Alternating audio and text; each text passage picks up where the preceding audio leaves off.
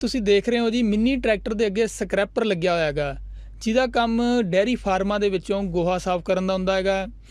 ਅਕਸਰ ਵੱਡੇ ਫਾਰਮਾਂ ਦੇ ਵਿੱਚ ਲੇਬਰ ਦੀ ਜ਼ਰੂਰਤ ਪੈਂਦੀ ਹੈਗੀ ਹੈ, ਪਰ ਇਸ ਦੀ ਮਦਦ ਦੇ ਨਾਲ ਲੇਬਰ ਦੇ ਖਰਚ ਨੂੰ ਵੀ ਘਟਾਇਆ ਜਾਂਦਾ ਹੈ। ਅਤੇ ਇਹ ਜਿਹੜਾ ਹੈਗਾ ਟਰੈਕਟਰ ਮਿੰਨੀ, ਇਹ ਜਿਹੜਾ ਹੈਗਾ ਡੀਜ਼ਲ ਦਾ ਜਿਹੜਾ ਇਹਦੇ 'ਤੇ ਖਰਚ ਵੀ ਬਹੁਤ ਘੱਟ ਆਉਂਦਾ ਹੈਗਾ।